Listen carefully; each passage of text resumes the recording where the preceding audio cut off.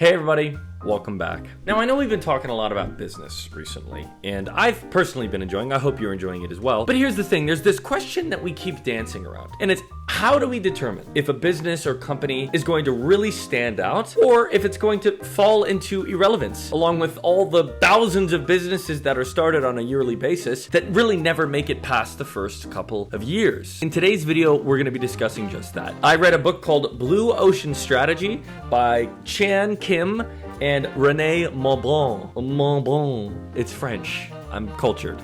No, I'm just joking with you. Well, I mean, I have been to France, so that kind of counts towards something. Anyways, you came here for the book. That's what we're going to stick to. And truth be told, if there's any book that you read on business strategy, this would be it. Obviously, I'm still new to this whole business book scene, but when I read this book, it gave me the feeling that I was cheating. Like I was learning things that I shouldn't be learning. Like it's that good. And if you were to master just the skills in this book, I could almost certainly guarantee that whatever the heck you put your hand to is going to be phenomenal. So in this video, what we're going to do is we're going to talk about 3 different points of Blue Ocean Strategy, aspects of it that I found really fascinating that I would want to share with you. And those 3 points are as follows. The first point is that you have to stop competing where everyone else is competing. The second point is the 4 actions framework, which is how to spot blue oceans. And the third point is all about value innovation. But before we jump into it, what the heck is a blue ocean? You might be asking yourself that question because I haven't answered it yet. That's what we call tension, ladies and gentlemen. It's showbiz.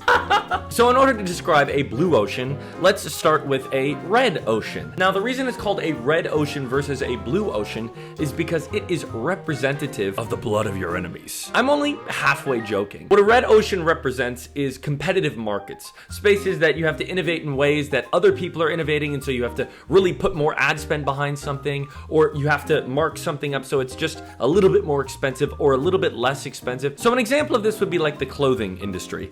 I personally believe that the clothing industry at times is quite saturated. And the reason I say that is because it's so competitive. Are you going to shop at H&M? Are you going to shop at Zara? Are you going to shop at Patagonia? Obviously, you're going to shop at Patagonia. Or are you going to shop somewhere else out of the thousands of different clothing companies that are out there? Whereas on the other side, you have a blue ocean. A blue ocean is uncontested market spaces. What I mean by uncontested is that no one has entered into the market space, and you are likely the first one to step in and create something new, something valuable, something that the world hasn't seen before. And that's why point 1, you have to stop competing where everyone else is competing. If you're trying to start a business, don't just start something that you see somebody else doing and mark it up a few bits because you're in a big city. Go and look to see what isn't currently happening. So if you want to start a business, stop looking to see what everybody else is doing and start thinking, what is everybody else not doing? I'll give you an example of this. Cirque du Soleil, if you don't know Cirque du Soleil, I'll link a video of theirs below. But what they did was they took what was in the circus industry and they said, what makes this good and what is irrelevant? And they also took the Broadway theater world, and what they did, and this is really where creativity is ripe for the picking. What they did creatively is they took the ideas of circus and Broadway and they pushed them together. They got rid of things that they didn't need and they kept things that the fans absolutely loved. They created a new market, an uncontested market. So the question should not be, how can I beat my competition? But the question really should be, how do I make my competitors irrelevant? Now you might be thinking to yourself, Daniel, this is all fine and good. You read the book, so of course you know what you're talking about. But what does this mean for us? Well, I'm glad you asked, and I'm dropping the book. Point 2 is, how do you spot these blue oceans that we speak of, and how do you implement a blue ocean strategy? We're going to talk about value innovation here in a minute, but first, how do you identify a blue ocean opportunity? So the 4 actions framework. How do you identify a blue ocean opportunity? The first point is eliminate. What is it that the market that you're currently in emphasizes that could be completely removed? An example for this is Blockbuster and Netflix. Blockbuster really made their money off of late fees.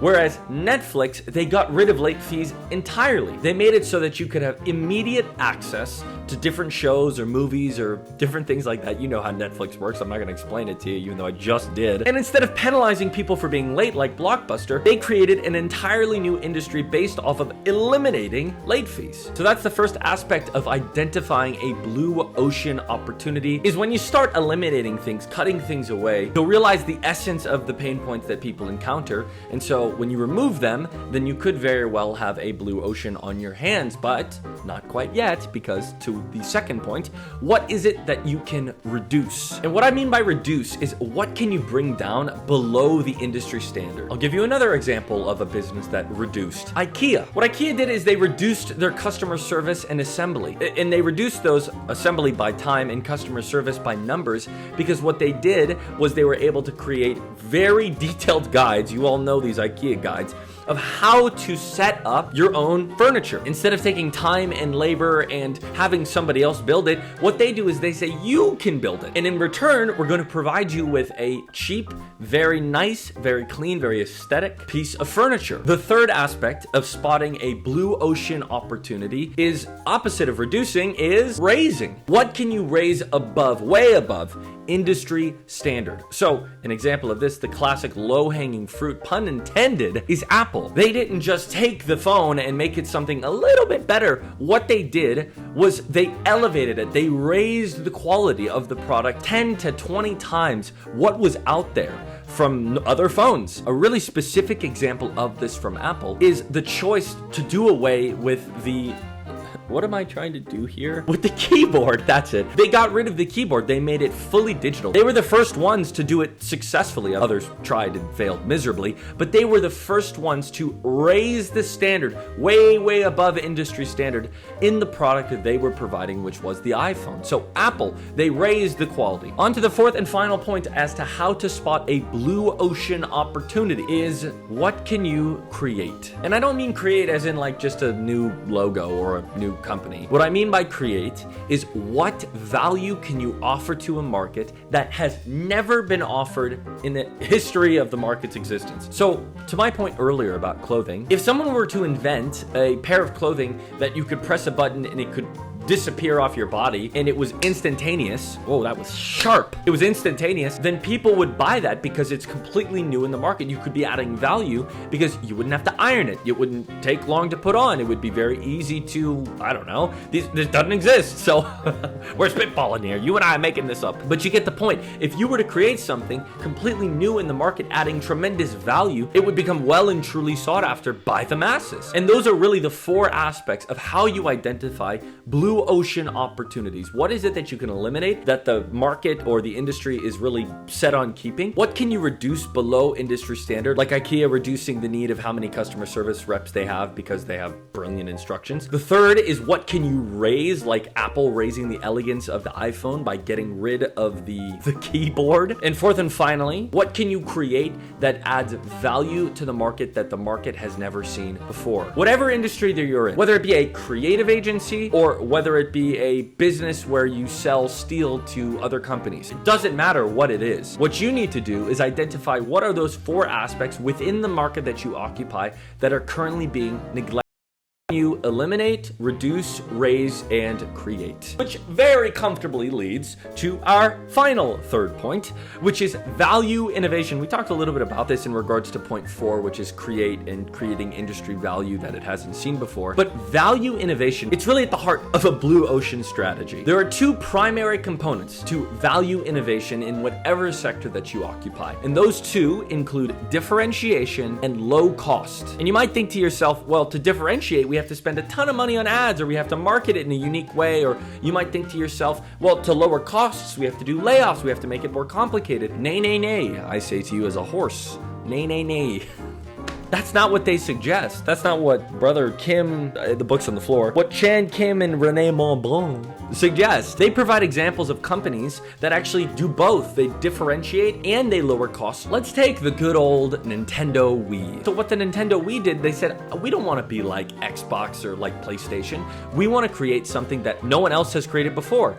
And so what they did was they made the joysticks. They made it physical and active. And you know what they said? They said, we don't need phenomenal graphics, so we're going to leave all all that out. We're going to make it cheaper. And instead, we're going to make it playful and interactive. Wii's aren't memorable because of their graphics. They're memorable because they got you active as a kid and your family actually loved it as well. And two, because they were affordable. So again, the way that Nintendo created a value innovation in regards to the Wii is that they lowered costs of creating it because they didn't include super expensive graphics cards. And two, they added value to the customer because they invented something new, which is motion-based gameplay. No other company was doing that at the time. So that, my friends, is the blue ocean strategy. Again, to recap the points, you have to stop competing where other people are competing. You have to look for new opportunities. The way that you identify those opportunities is the 4 actions framework, which includes what can you eliminate, reduce, raise, and create. And finally, we talked about the third point, which was value innovation. Value innovation is identifying what can you reduce costs of internally and how can you add more value and differentiate for the customer. I hope you found this video helpful. I found the blue ocean strategy to be something that I will be pondering for many a moons. And for that, I will bid you adieu. I would love to hear what you think in the comments below, and I will see you next week. All right, bye.